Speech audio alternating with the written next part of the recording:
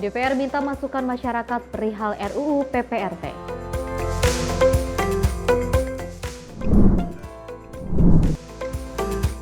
Penyediaan rumah subsidi bagi pegawai lapas.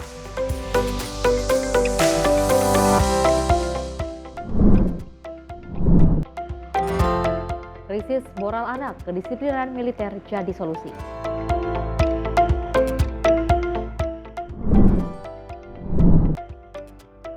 Perdagangan ilegal sianida asal Cina terungkap.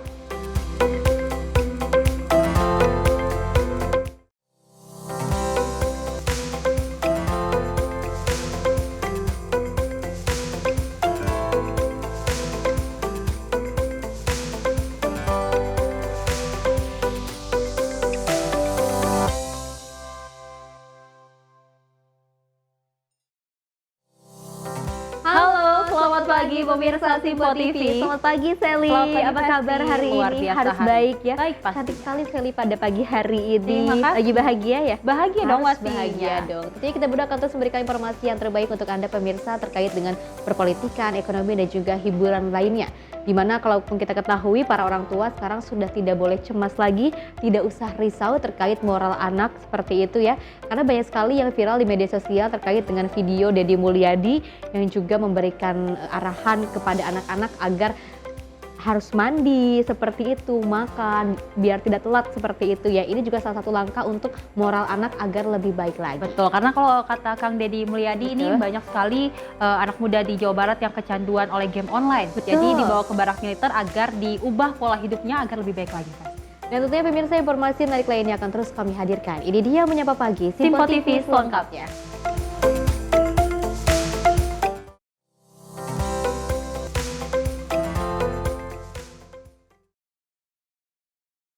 Pemirsa, kita awali dengan berita utama. Presiden Prabowo akan menganugerahkan bintang kehormatan kepada Bill Gates atas kontribusinya dalam bidang kemanusiaan, khususnya di sektor kesehatan Indonesia. Bill Gates diakui atas perannya dalam mendukung produksi vaksin dan pengembangan vaksin TBC serta malaria yang penting bagi Indonesia. Dalam pertemuan resmi di Istana Merdeka, Presiden Prabowo Subianto menyatakan akan menganugerahkan bintang kehormatan kepada pendiri Microsoft dan tokoh filantropi dunia Bill Gates. Prabowo menyampaikan apresiasi atas komitmen nyata Gates, termasuk peran pentingnya dalam mendukung produksi vaksin di Indonesia. Salah satu pencapaian besar adalah keberhasilan Bio Farma memproduksi hingga 2 miliar dosis vaksin per tahun, yang menjangkau ratusan juta orang lebih dari 40 negara. Penghargaan ini diberikan atas kontribusinya yang luar biasa di bidang kemanusiaan, khususnya dalam mendukung sektor kesehatan di Indonesia dan berbagai negara lain.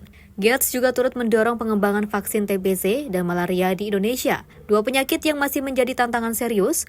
Dukungan ini menurut Prabowo bukan hanya berdampak besar bagi kesehatan nasional, tetapi juga mencerminkan dedikasi kemanusiaan yang layak mendapatkan penghormatan setinggi-tingginya dari rakyat Indonesia. I told the floor that you have assisted us directly in direct donation, more than 159 million US dollars since 2009, mostly into health. Tadi saya sudah sampaikan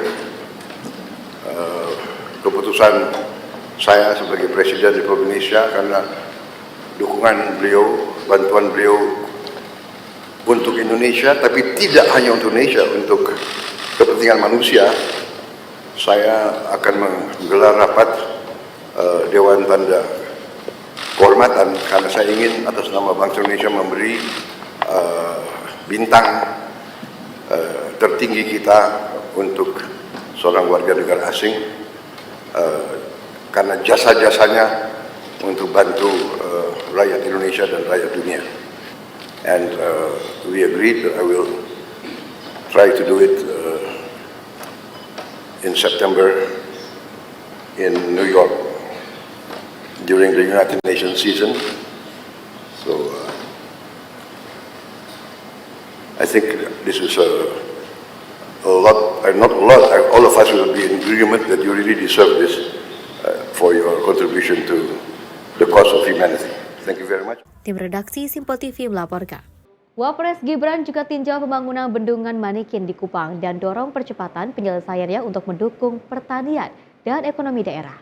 Bendungan ini juga diproyeksikan mendukung ketahanan pangan dan juga energi di NTT. Wakil Presiden Gibran Rakabuming Raka meninjau pembangunan bendungan Manikin di Desa Bokong, Kabupaten Kupang, Nusa Tenggara Timur. Ia menegaskan pentingnya infrastruktur air seperti bendungan untuk menunjang irigasi pertanian, khususnya di wilayah rawan kekeringan. Gibran berharap proyek ini selesai tepat waktu agar segera memberikan manfaat nyata bagi petani dan mendukung ekonomi daerah. Bendungan Manikin merupakan satu dari 7 proyek strategis nasional di NTT yang ditujukan untuk memperkuat sektor pertanian. Proyek yang mulai dikerjakan sejak 2018 ini ditargetkan rampung pada 2028, namun progres fisiknya baru mencapai sekitar 62%. Wapres juga menanggapi soal anggaran yang sempat terblokir dan berkomitmen mendorong percepatan pembangunan melalui dukungan fiskal. Selain mendukung irigasi pertanian seluas 570 hektar, bendungan ini juga diproyeksikan untuk ketahanan energi melalui potensi PLTS apung dan pembangkit mikrohidro. Dengan luas lahan 6,7 km persegi, Bendungan Manikin diharapkan mampu memberikan manfaat ganda bagi ketahanan pangan dan energi di NTT. Tim redaksi Simpo TV melaporkan. Ketua DPR Puan Maharani mengatakan bahwa pihaknya sudah mulai melakukan rapat dengar pendapat umum dengan masyarakat untuk menyerap masukan perihal rancangan Undang-Undang Perlindungan Pekerja Rumah Tangga atau PPRT. Dan dirinya mengatakan pemirsa RDPU dilakukan sebagai bentuk pelibatan masyarakat melalui partisipasi yang bermakna dalam proses legislasi RUU PPRT. Dewan Perwakilan Rakyat saat ini akan segera membahas mengenai rancangan Undang-Undang Perlindungan Pekerja Rumah Tangga atau PPRT. Hal itu merupakan instruksi dari Presiden Prabowo Subianto untuk kesejahteraan para pekerja buruh. Ketua DPR Puan Maharani mengatakan pihaknya kini telah melakukan rapat dengar pendapat umum untuk meminta masukan masyarakat. Bahkan DPR juga turut meminta pandangan dari 3 pihak, yakni pekerja rumah tangga, agen penyalur, dan pemberi kerja. Nantinya setelah menyerap berbagai masukan dan pandangan, pimpinan DPR akan memutuskan penugasan kepada badan legislasi atau komisi terkait. Mulai sidang ini kita sudah mulai melaksanakan RDPU, artinya meminta pendapat masukan dari masyarakat. Jadi proses itu yang kita lakukan dulu, bagaimana kemudian dari seluruh elemen masyarakat kita minta pendapatnya, masukannya, bagaimana meaningful participation itu sebanyak-banyaknya kita minta dulu. Dan kita tidak hanya minta dari pelakunya saja, tapi kita juga minta dari penerimanya. Jadi ada 3 pihak yang harus kita minta masukannya, yaitu pemberi, pelaku, dan penerima. Sehingga ada fairness yang nanti harus kita berikan keadilan dari semua pihak. Nah, ketiga-tiganya itu harus kita minta masukannya. Nah, itu perlu waktu untuk ya diminta pendapatnya. Ya ini udah mulai secara bertahap kita minta masukan. Sampai saat ini masih diminta di balik, nanti pada waktunya akan kita lihat dari masukan itu apakah ini akan kita bahas di komisi ataukah di balik. Dari Jakarta, Farizal Ahmad Amin, Simpo TV melaporkan. Selain itu pemirsa, Ketua DPR Puan Maharani juga mengungkapkan revisi Undang-Undang tentang perampasan aset akan dibahas setelah pihaknya merampungkan RUU Kitab Undang-Undang Hukum secara ataupun acara pidana terlebih dahulu. Dan Puan mengatakan bahwa parlemen tidak ingin terlalu tergesa-gesa untuk membahas RUU perampasan aset. Ketua DPR Puan Maharani menjelaskan bahwa revisi Undang-Undang Perampasan Aset akan dibahas setelah merampungkan RUU Kitab Hukum Acara Pidana. Puan mengatakan pihaknya tidak ingin tergesa-gesa untuk melakukan pembahasan RUU Perampasan Aset. Menurutnya, jika dilakukan secara tergesa-gesa tidak akan sesuai dengan aturan dan mekanisme yang ada. Oleh karena itu, sebelum dilakukan pembahasan nantinya, DPR akan terlebih dahulu meminta pandangan masyarakat. Tadi ditanyakan bahwa terkait perampasan aset dan KUHP, pertama memang sesuai dengan mekanismenya kita akan membahas KUHP dulu. Namun ya kita awalnya tidak akan tergesa-gesa, kita akan mendapatkan masukan dari seluruh elemen masyarakat dulu sesuai dengan mekanismenya, bagaimana, apa masukannya, apa pendapatnya seluruh masyarakat. Setelah itu baru kita akan masuk ke perampasan, baru kita akan masuk ke aset. Nah, bagaimana selanjutnya yaitu juga kita akan minta masukan, pandangan dari seluruhnya, karena kalau tergesa-gesa nanti tidak akan sesuai dengan aturan yang ada dan kemudian tidak sesuai dengan mekanisme yang ada. itu akan rawan. Jadi ya seperti itu. Dari Jakarta, Fahrizal Ahmad Amin, Sinpo TV melaporkan. Ya pemirsa dan juga seri seperti diketahui bahwa di Indonesia ini sedang banyak sekali ataupun ada beberapa rancangan undang-undang yang baru dan bahkan juga ada akan yang diperbaiki seperti itu ya.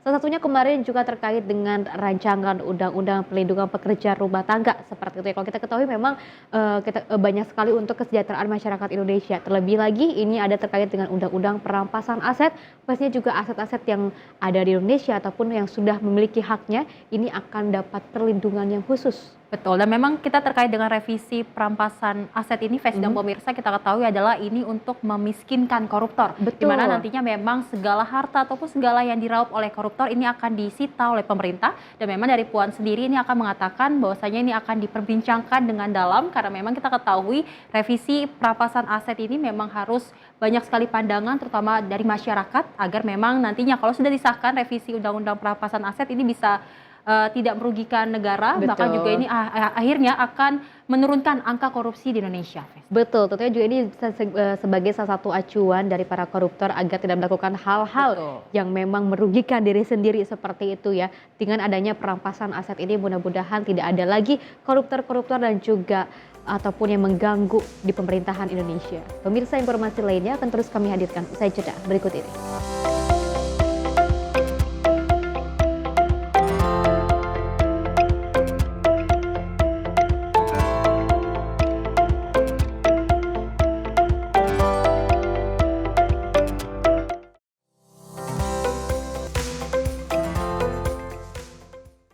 Halo, selamat pagi pemirsa Sinpo TV. Selamat pagi Andi. Selamat pagi, Fen. Beragam informasi terbaru hadir menemani Anda sebelum memulai hari.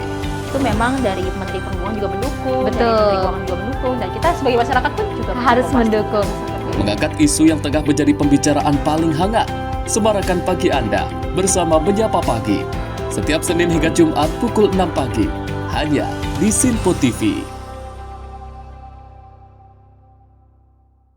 Halo, selamat malam pemirsa. Senang sekali rasanya kami mengisi ruang informasi Anda. Akhiri aktivitas Anda dengan rangkuman perkembangan peristiwa yang terjadi sepanjang hari.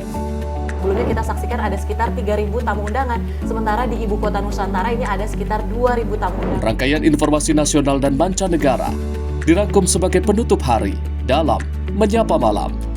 Setiap Senin hingga Jumat pukul 8 malam, hanya di Sinpo TV.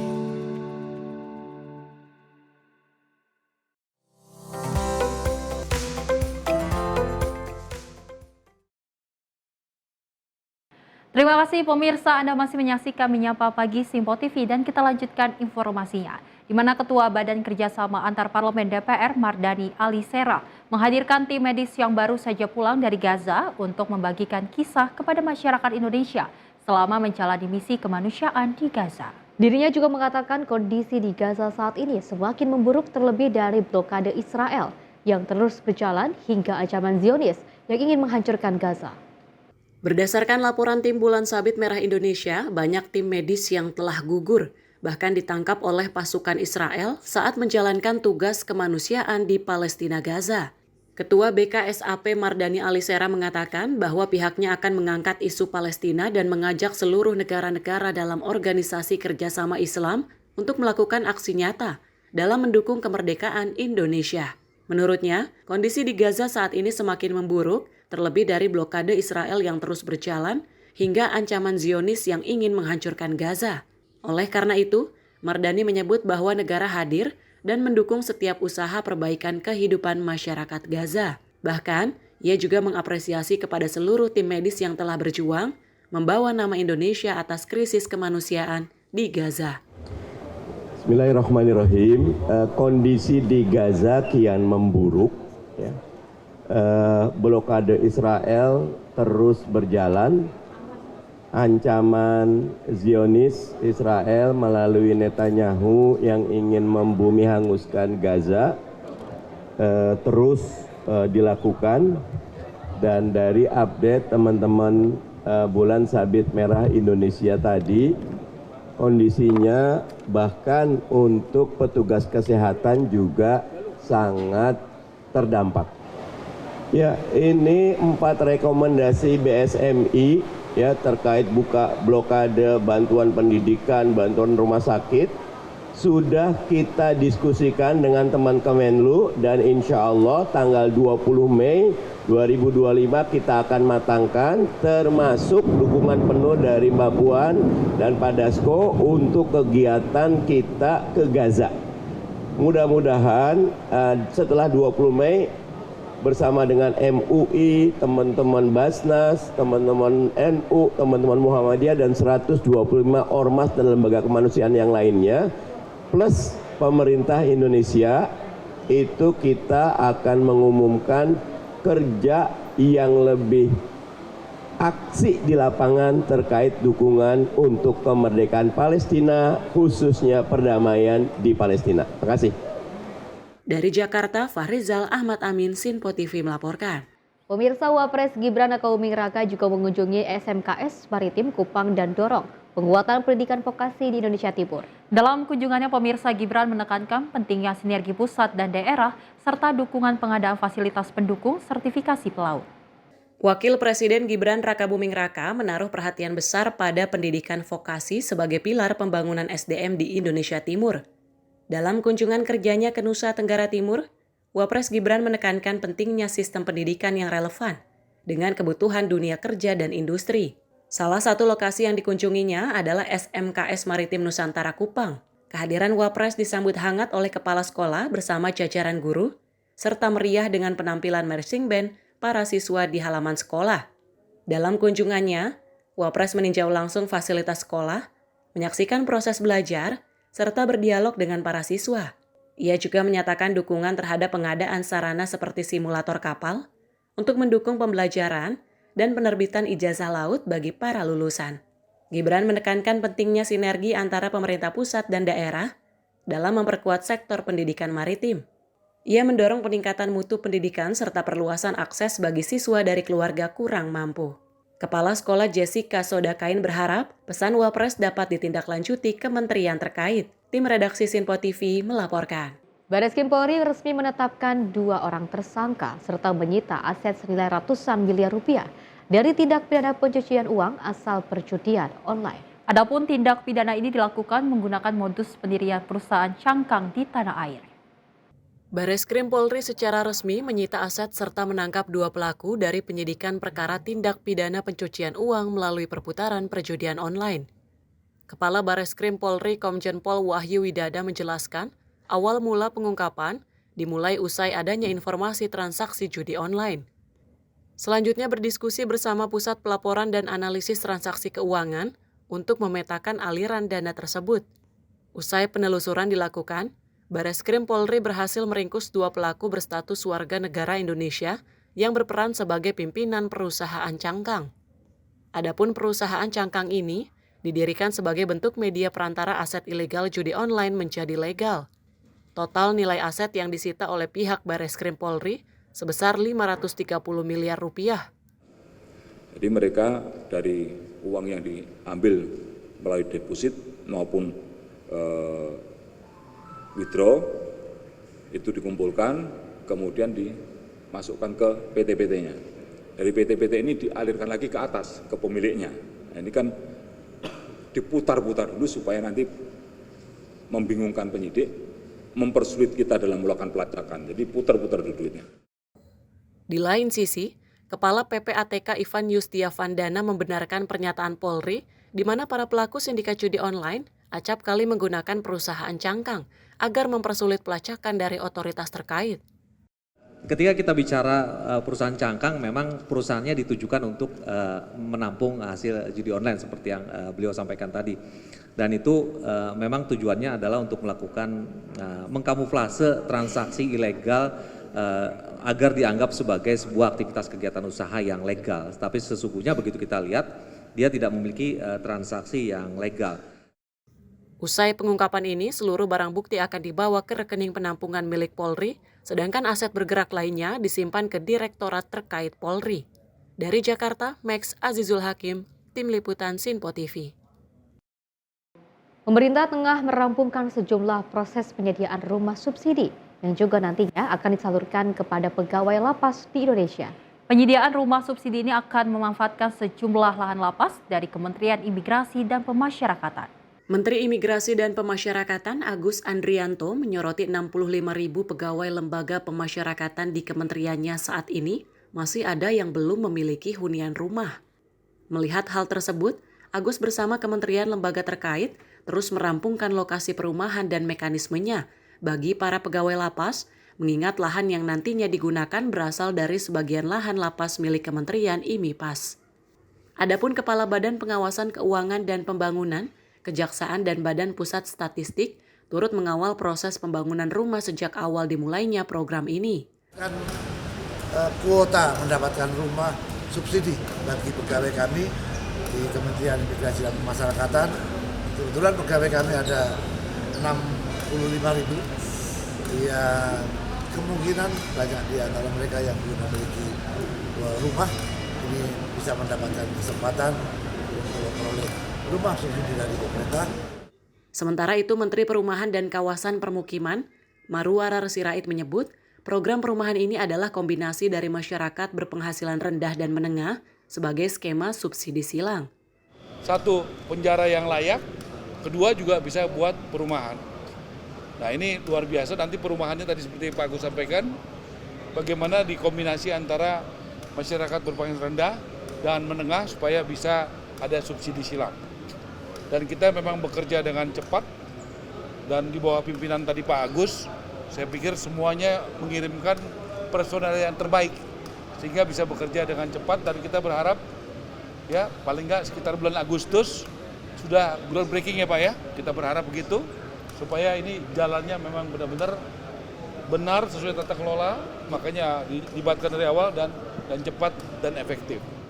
Diharap program ini dapat cepat dilakukan untuk memberikan hunian rumah bagi masyarakat dengan mode subsidi. Dari Jakarta, Max Azizul Hakim, Tim Liputan Sinpo TV. Baik pemirsa dan juga sekali seperti diketahui pemerintah Indonesia juga telah menggencarkan beberapa fasilitas untuk pelayanan pemerintah seperti itu ya dan juga pelayanan dari masyarakat Indonesia. Salah satunya adalah petugas lapas yang kini diberikan kesejahteraan berupa salah satunya adalah rumah. Seperti kita ketahui juga dari Marwarar Sirait juga telah mendirikan rumah-rumah untuk orang-orang yang memang dibutuhkan seperti itu dan kita ketahui memang pada sebelumnya juga untuk para ASN, untuk para PNS dan juga guru-guru honorer seperti itu ya. Dan tapi kita ketahui ini juga akan ada kesejahteraan untuk para pekerja lapas. Dan memang kalau kita ketahui program 3 juta rumah ini ditentukan ataupun diberikan kepada petugas lapas yang memang kita ketahui bekerja dengan senang hati dan memang dengan kita ikhlas terutama betul. ya. Dan memang 65.000 petugas lapas ini belum mendapatkan rumah subsidi dan nantinya akan digencarkan oleh Kementerian Imigrasi dan juga Kementerian Perumahan di mana nantinya agar petugas lapas ini mendapatkan rumah karena kita ketahui versi rumah di Indonesia ini cukup mahal dan dari pemerintah Prabowo Subianto menginginkan bahwasanya masyarakat Indonesia agar bisa mendapatkan rumah dengan harga yang terjangkau. Pemirsa, informasi menarik lainnya akan terus kami hadirkan usai jeda berikut ini.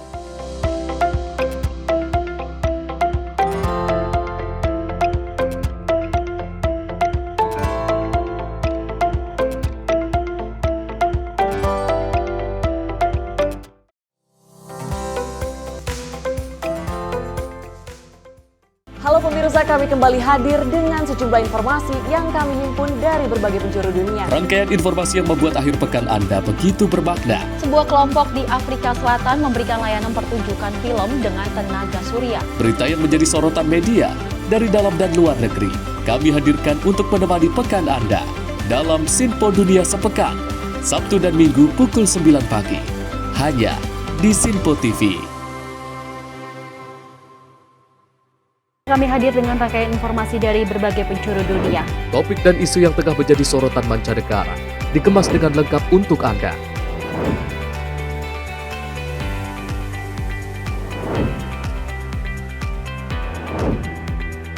Peristiwa penting yang terjadi dari berbagai belahan dunia kini hadir dalam Sinpo Dunia setiap Senin hingga Jumat pukul 7:30 malam hanya di Sinpo TV.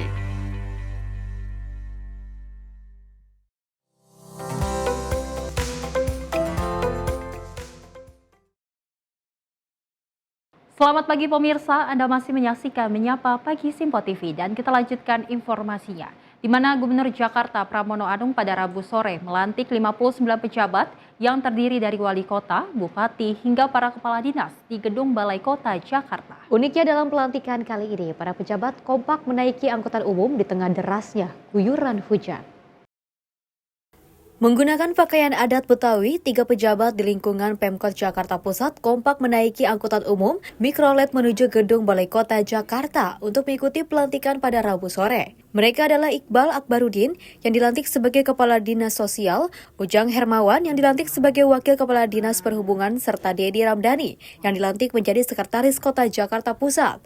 Meski hujan deras mengguyur saat mereka baru saja turun di halte Balai Kota, namun kondisi itu tak menyurutkan para ASN untuk mengikuti kegiatan pelantikan.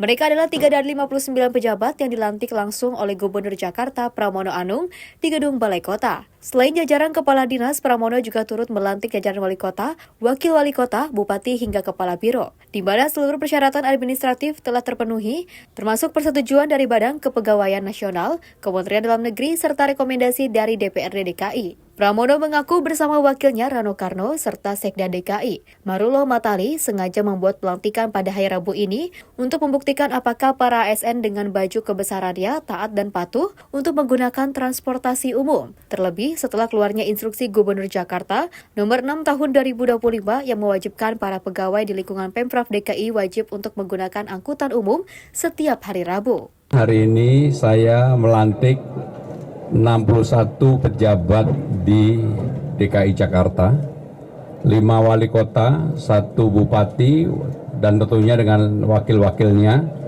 dan kepala dinas, kepala biro yang ada semuanya kita isi sepenuhnya. Sekarang tinggal 2 yang masih PLT, tapi dalam waktu dekat akan kami selesaikan. 2 itu, yang satu adalah sumber daya air, yang satunya adalah Badan Penanggulangan Bencana Daerah. Dan dengan pelantikan pada hari ini kami harapkan sekarang tim Balai Kota ini, pemerintah DKI Jakarta sudah lengkap. Kami akan bekerja lebih serius, lebih menjawab apa yang menjadi keinginan dan tantangan masyarakat. Karena kalau saudara-saudara perhatikan program 100 hari Quick Win yang kami canangkan pada waktu itu sebenarnya sudah sebagian besar terrealisasikan.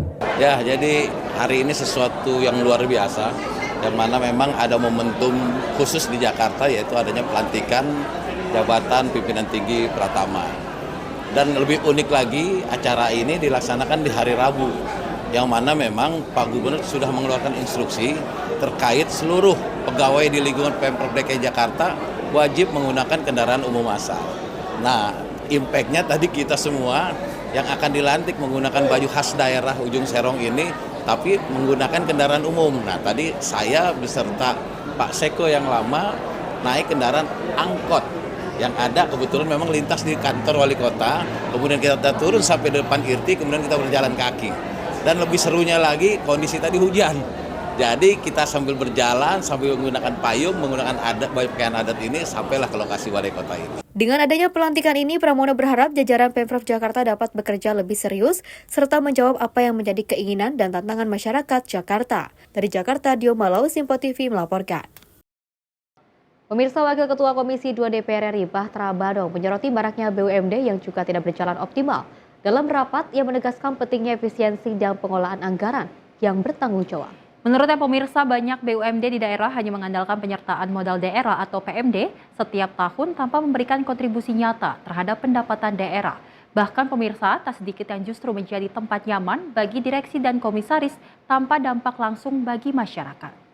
Wakil Ketua Komisi 2 DPR RI Bahtra Badong menyoroti eksistensi badan usaha milik daerah yang tidak sehat dan justru menjadi beban fiskal daerah.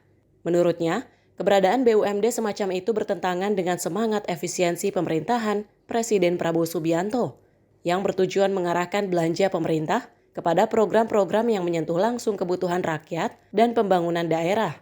Bahtra menekankan, BUMD yang benar-benar menjalankan fungsi pelayanan publik harus tetap didukung. Namun BUMD yang tidak memiliki urgensi dan kinerja buruk sebaiknya dibubarkan untuk menghindari pemborosan anggaran. Komisi 2 DPR RI mendorong para kepala daerah untuk melakukan evaluasi. Banyak BUMD di tingkat provinsi maupun kabupaten kota kerap mendapat penyertaan modal daerah, tetapi tidak menunjukkan kinerja produktif dan sehat secara fiskal. Bahkan, beberapa di antaranya justru dikelola secara tidak profesional, seperti banyaknya pengangkatan komisaris dan direksi yang lebih berdasarkan kedekatan emosional atau kepentingan politik pasca pilkada. Oleh karena itu, politisi dari fraksi Partai Gerindra ini mendorong Kementerian Dalam Negeri dan para kepala daerah untuk mengevaluasi dan membubarkan BUMD yang tidak sehat dan hanya menjadi beban fiskal. BUMD yang tidak sehat, Pak, mohon dibubarkan saja. Banyak daerah-daerah saya lihat membuat BUMD tapi pada akhirnya dipakai untuk para direksi dan komisarisnya.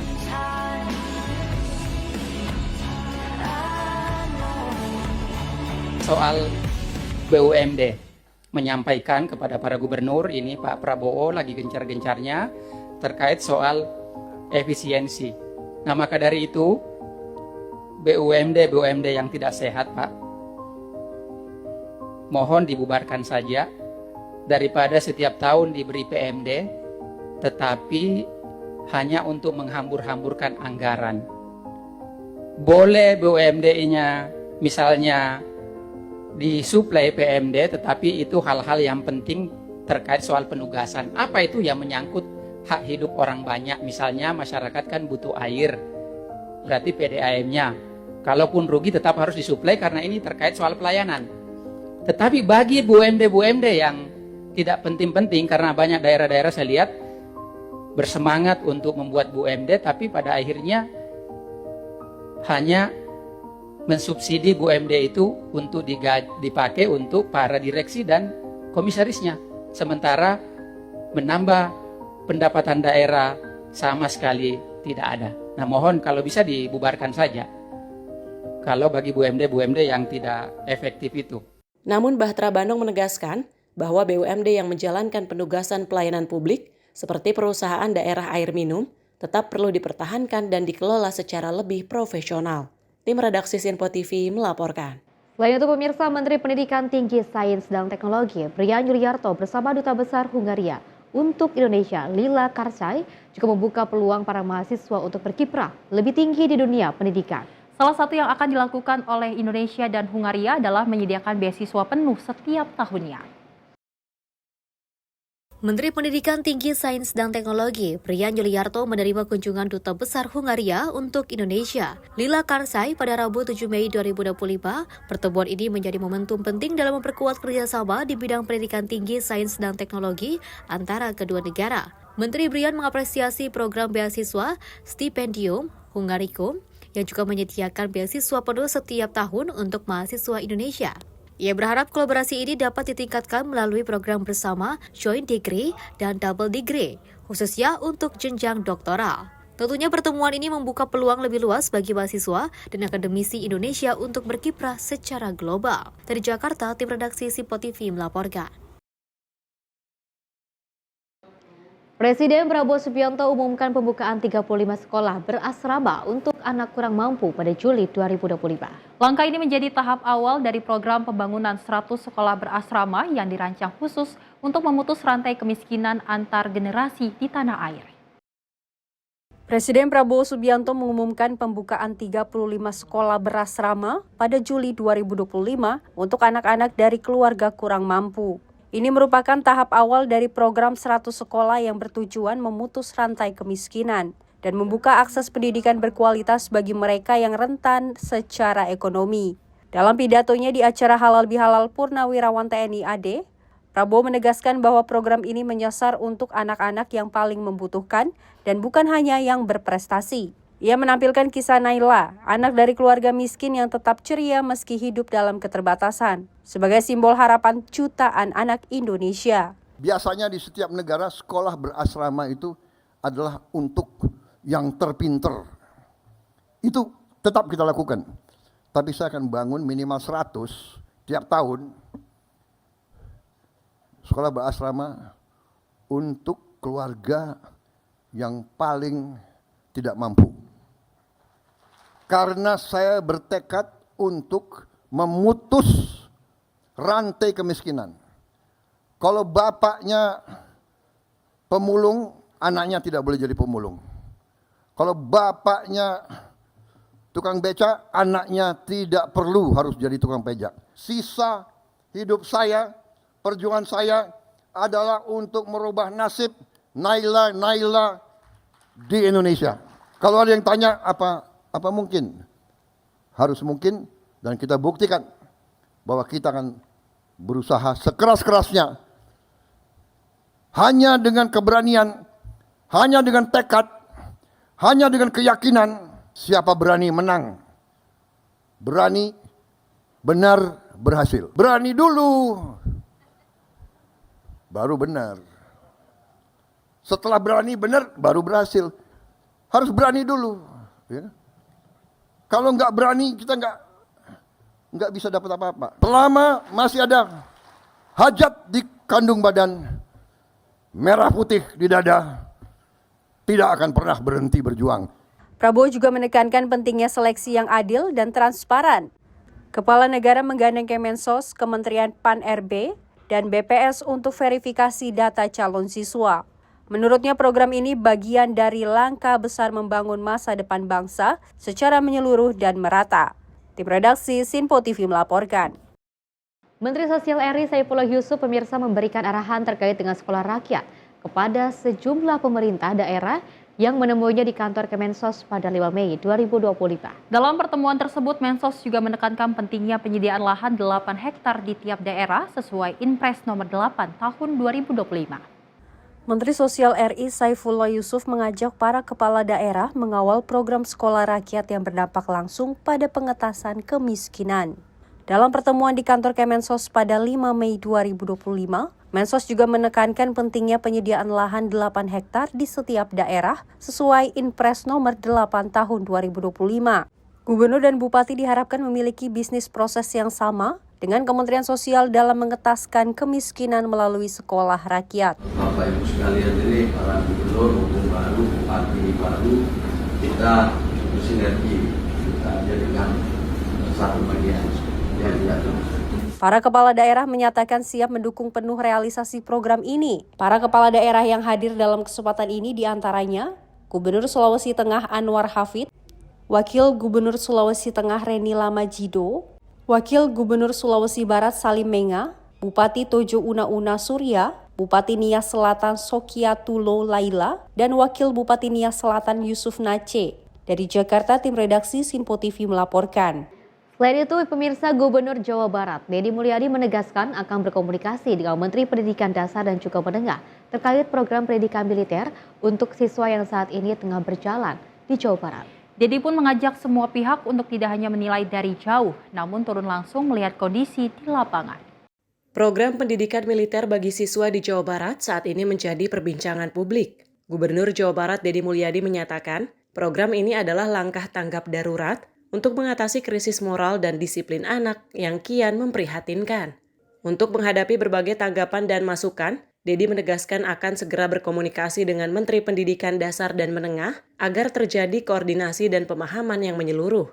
Deddy juga mengajak semua pihak termasuk para ahli, seperti psikolog anak dan konselor, untuk melihat langsung lokasi latihan siswa, bukan sekedar memberi penilaian dari jauh. Ya, setelah ini kami akan juga menyampaikan. Dan begini deh, kalau sekarang itu kami mengajak pada semuanya untuk melihat. Ya kan? Kami mengajak pada semuanya yang memiliki tanggung jawab terhadap pengembangan dan kedisiplinan anak-anak Indonesia. Kami mengajak untuk datang ke tempat mereka belajar. Itu cara yang terbaik. Karena kalau menilai dari jauh dan katanya, itu tidak akan pernah selesai. Tapi yang terbaik adalah mengunjungi. Setelah mengunjungi, kalau banyak pakar yang dimiliki, punya bimbingan konseling, psikologi anak, ahli gizi, dan sejenisnya, bawa ke tempat berlatih, jadilah mereka menjadi bagian dari kesempurnaan pendidikan yang kami lakukan. Artinya nanti kan komunikasi dengan Pak Bu rutin mengenai hal ini? Ya, kita akan lakukan. Dari Jakarta, Jihan Nabila, Aldi, Sinpo TV melaporkan. Pengiriman siswa bermasalah pemirsa ke barak militer akan terus dilakukan secara bertahap di Jawa Barat. Semakin banyak orang tua yang ingin menitipkan anaknya untuk mengikuti pendidikan berkarakter. Pelajar yang dikirim ke barak militer tersebut memiliki sejumlah latar belakang masalah. Salah satunya yang paling mayoritas adalah kecanduan bermain game online. Dedi mengungkapkan pengiriman pelajar nakal akan terus dilakukan secara berkala, apalagi permintaan dari orang tua agar anak-anaknya dikirim ke barak militer terus meningkat. Dedi menegaskan bahwa pelajar yang dikirim ke barak tidak akan ditempa dengan standar pendidikan militer. Pelajar yang dititipkan di barak militer hanya ditempa soal kedisiplinan hingga pengelolaan mental dan karakter dalam menolak hal-hal negatif. Kendati demikian, Dedi memastikan para siswa tetap mendapatkan pembelajaran seperti di sekolah. Hanya saja, tingkat kedisiplinan dan beberapa kegiatan lainnya langsung ditangani oleh anggota TNI dan pihak profesional terkait lainnya. Tim redaksi Sinpo TV melaporkan. Program pendidikan militer bagi siswa di Jawa Barat saat ini telah berjalan sebagai langkah tanggap darurat untuk mengatasi krisis moral dan juga disiplin anak. Dan dari Gubernur Jawa Barat Dedi Mulyadi meyakini dengan pendidikan militer, karakter dan disiplin seperti yang dilakukan oleh TNI dapat dibentuk kembali untuk generasi muda. Di tengah keprihatinan terhadap kondisi generasi muda, Gubernur Jawa Barat Dedi Mulyadi menjelaskan langkah nyata yang telah diambilnya kepada Menteri HAM Natalius Pigai, yakni program pendidikan militer. Saat mengunjungi kantor Kementerian HAM pada Kamis 8 Mei 2025, Dedi menjelaskan program pendidikan militer bagi siswa yang telah berjalan di Jawa Barat. Menurutnya, program ini adalah respon langsung terhadap krisis pola hidup anak-anak di Jawa Barat yang dinilai rata-rata tidur jam 4 pagi akibat kecanduan game online hingga putus sekolah. Dedi menyampaikan bahwa kerjasama dengan TNI dalam program pendidikan militer dapat membina disiplin, mengembangkan karakter, dan meningkatkan rasa cinta tanah air di kalangan remaja. Yang terjadi pada anak-anak di Jawa Barat itu pola hidupnya adalah mereka rata-rata tidurnya jam 4 pagi. Karena waktunya dihabiskan untuk main game online. Kemudian berdampak pada mereka tidak bersekolah. Selain berdampak tidak bersekolah, mereka sering terorganisir secara sistemik melalui kekuatan media sosial, melakukan pertarungan-pertarungan secara terbuka dan tertutup, melahirkan banyak orang yang terluka, bahkan banyak orang yang meninggal. Kemudian yang berikutnya adalah beredarnya obat-obat yang tidak layak dikonsumsi dari sisi kesehatan, yang dijual secara terbuka sebenarnya, berharga di bawah Rp10.000 dengan 3 butir, istilahnya eksimer dan sejenisnya, serta minuman-minuman yang beredar secara luas yang bisa diakses oleh anak-anak SMP. Nah, ini adalah problem yang harus segera diselesaikan. Nah, problem itu ternyata tidak bisa diselesaikan di internal sekolah melalui pendekatan bimbingan konseling. Dan problem itu juga tidak bisa diselesaikan di internal keluarga oleh ayah dan ibunya. Nah, karena problem ini tidak bisa diselesaikan di sekolah dan di keluarga, serta tidak semua problem itu bisa ditangani lewat peradilan anak, maka harus ada upaya jangka pendek yang bisa dilakukan melalui pola pendidikan disiplin siswa. Dalam kaidah bahasa saya adalah pendidikan bela negara dengan penguatan pendidikan berkarakter. Maka kami menggandeng lembaga TNI, karena TNI memiliki pengalaman dalam melakukan pola pendidikan, baik untuk kalangan militer maupun kalangan sipil. Dedi menuturkan, program ini diharapkan bisa menjadi landasan untuk membentuk generasi masa depan yang lebih bertanggung jawab dan berkarakter. Dari Jakarta, Jihan Nabila, Aldi, Sinpo TV melaporkan. Langkah yang dilakukan oleh Gubernur Jawa Barat Dedi Mulyadi kita ketahui selalu kreatif dengan segala konten-konten yang ada.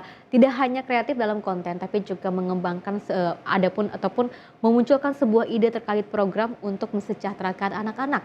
Yaitu Dedi Mulyadi ini akan mengirimkan anak-anak yang nakal, yang memang harus diberikan pendidikan khusus kepribadian seperti itu ke barak militer TNI. Pastinya juga hal ini banyak sekali pro dan juga kontra, tapi masih banyak hal yang positif terkait respon yang dilakukan oleh masyarakat Indonesia, bahkan dari gubernur-gubernur lainnya. Meskipun ada yang tidak suka, tapi namanya juga manusia ya, pasti ada yang suka, ada yang tidak suka seperti itu. Dan kita ketahui memang ada juga gubernur yang mengikuti langkah dari Dedi Mulyadi. Betul, bahkan dari program yang dijalankan oleh Dedi Mulyadi ini mendapat respon positif dari para orang tua. Di mana banyak sekali orang tua yang ingin sekali menitipkan anaknya ke pendidikan barak militer.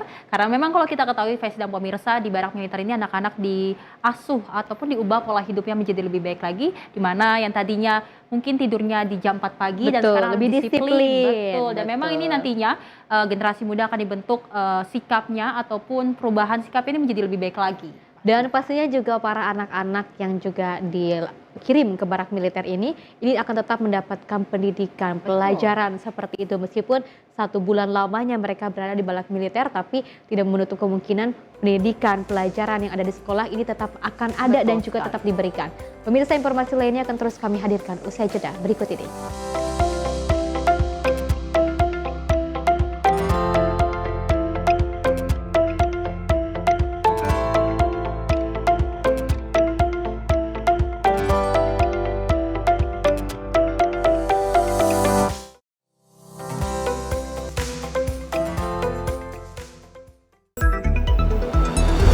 Jadilah yang pertama mengetahui perkembangan terkini seputar informasi dari lembaga parlemen. Punya data nasional, tidak ada satupun backup berarti kan? Tiba-tiba ada putusan yang nggak masuk akal dan seperti ini gitu. Kita biarkan rekomendasi kepada KPK, periksa! Kami hadirkan informasi paling akurat untuk mengawal setiap informasi dalam rapat komisi dan paripurna. Tentunya bersama saya Andi Rezaldi yang telah kami rangkum dalam program Sinpo Parlemen. Saya Arif Rifani. Saksikan Sinpo Parlemen setiap Sabtu pukul 6 pagi hanya di Sinpo TV. Pemirsa, Sinpo TV kembali hadir menemani Anda dengan berbagai informasi yang telah kami rangkum dalam sepekan. Sajian lengkap informasi sepekan kami hadirkan untuk Anda. Badan Legislasi DPR menemui masa unjuk rasa di depan gedung DPR RI Senayan, Jakarta. Menemani akhir pekan Anda bersama keluarga dengan rangkuman berita menyeluruh dalam Sinpo Sepekan setiap minggu pukul 6 pagi hanya di Sinpo TV.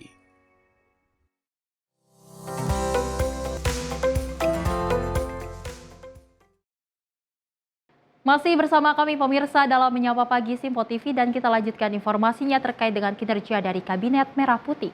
Di mana Menteri Kehutanan Republik Indonesia Raja Juli Antoni bersama Wamen PPPA Veronica Tan berdialog bersama kelompok tani perempuan.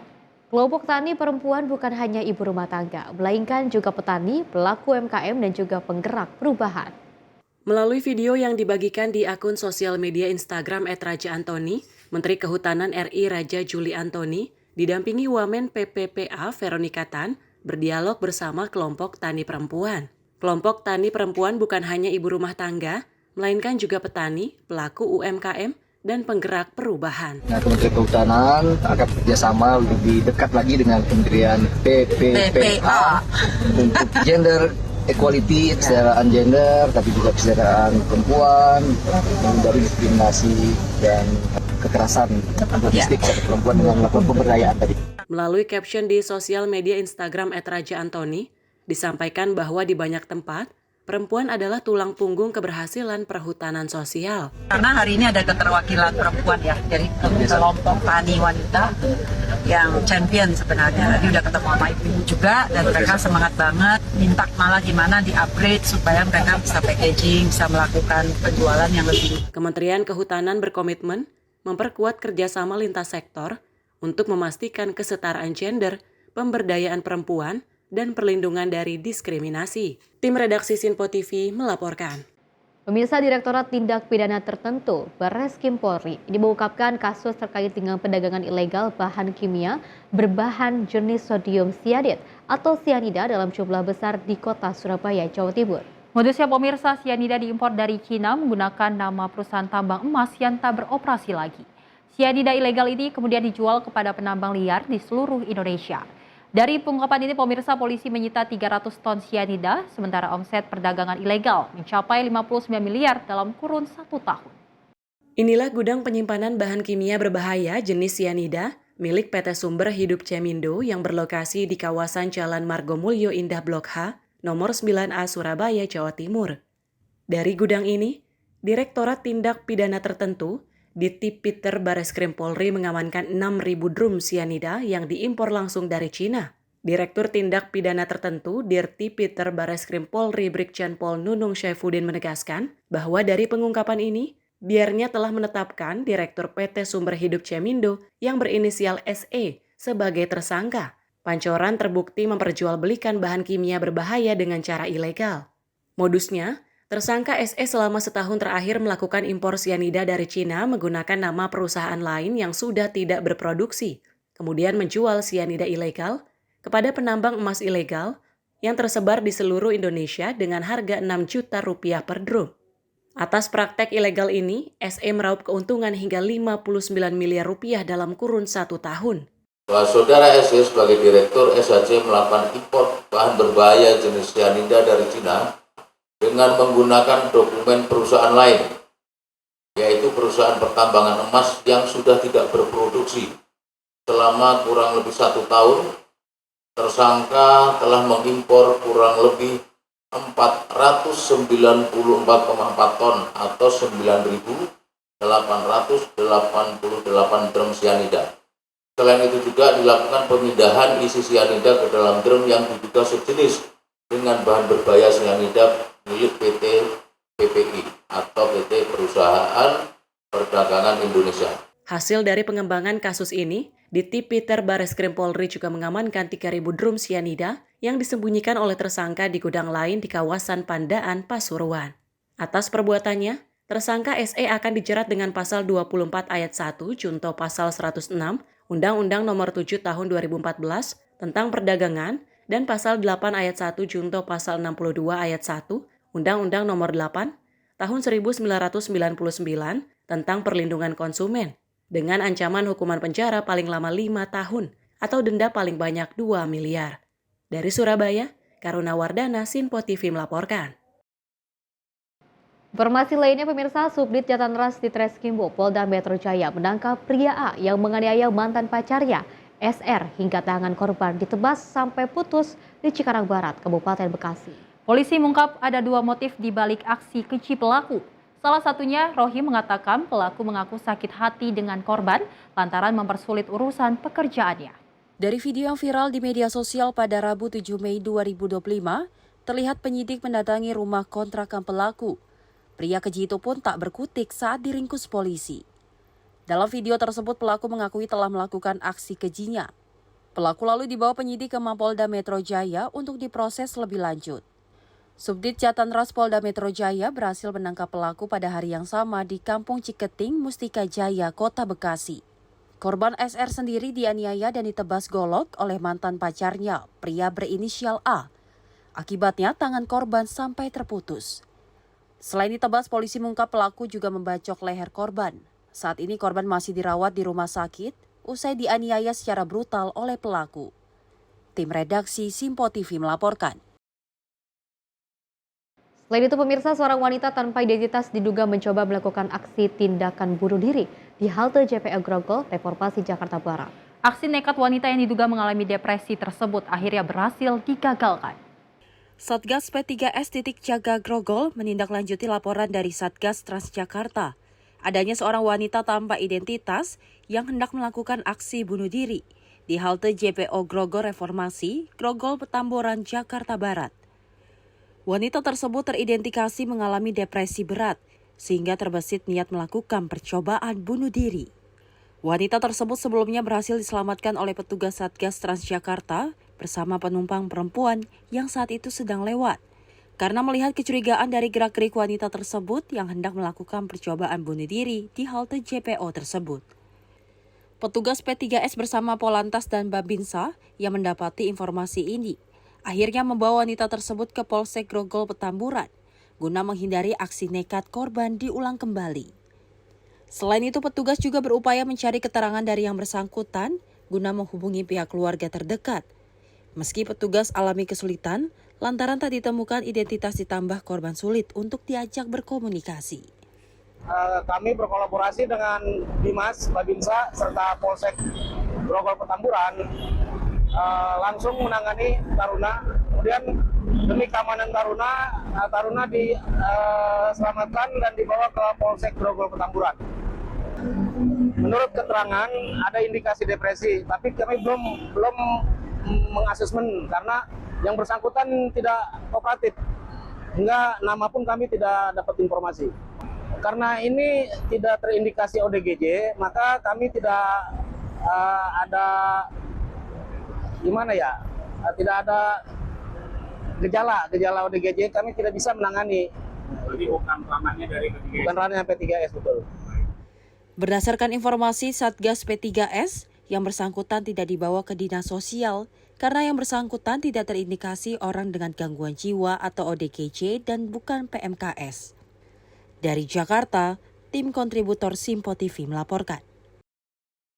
Miris sekali Sally dan juga pemirsa, memang hal tersebut kita tidak bisa menyalahkan dari pihak yang melakukan aksi bunuh diri seperti itu ya. Karena kita tidak mengetahui bagaimana mental yang dirasakan oleh beliau, apa saja permasalahan yang terjadi hingga akhirnya dia harus melakukan ataupun melakukan percobaan bunuh diri seperti itu. Kita ketahui apapun masalahnya, lebih baik kita harus bisa mengontrol emosi kita.